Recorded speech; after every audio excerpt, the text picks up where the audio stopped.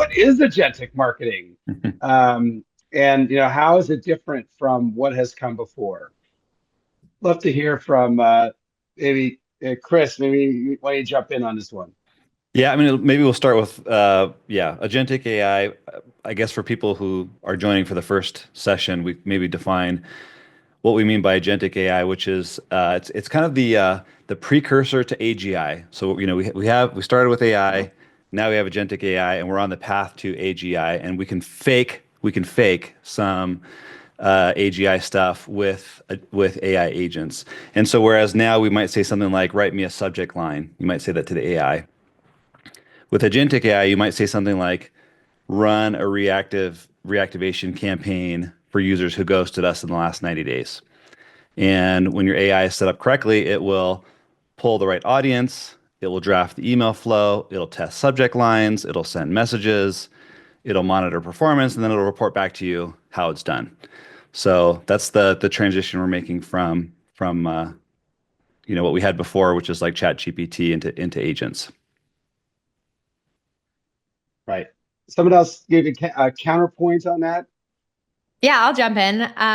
So yeah, quick intro for myself. Amanda Kalo, CEO and founder of OneMind. I was the former CEO and founder of Sixth Sense. I like to say I started Sixth Sense to find buyers and OneMind now to close them. So I have unfinished business for the B2B go-to-market space. When I think about where we are today with going agentic, everybody's talking about agentic, kind of a little bit of a spicy take, but I feel like agentic is yesterday's news in a lot of worlds. It's a simple task-based workflows.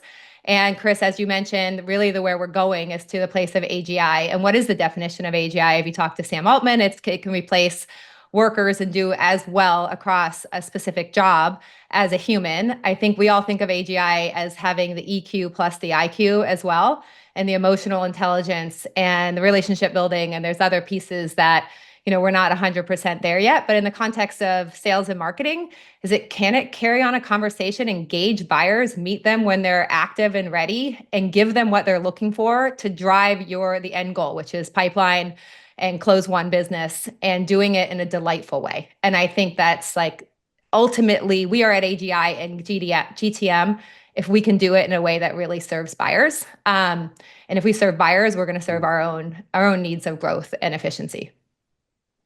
Yeah, no, I think that's a great point. That's been a touchstone for me in my career in terms of, great marketing actually delivers a great buyer experience.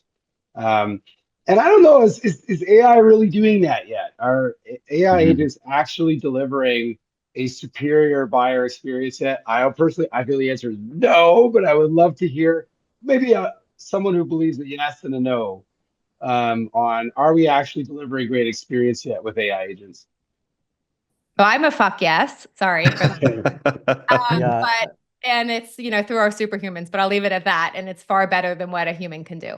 Well, Amanda and I agreed ahead of time that we would intentionally disagree with each other on things to make it interesting. So out of the box, AI is terrible at having conversations with people the way that a human would. It actually is truly terrible.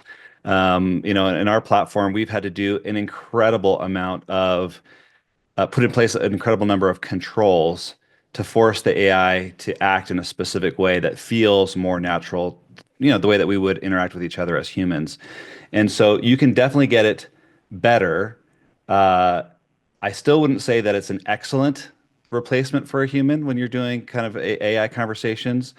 You could say that it's very good. I think you can get it to very good at this stage. But also with very good, you've made the AI in some ways, you've taken away some of the creativity and flexibility of the AI, and you've had to put in place a lot of constraints that tell the AI exactly how it can behave in certain situations. And so to me, it feels more like traditional programming than it is letting the AI do its own thing creatively. So that's my take, at least my experience in building my AI startup.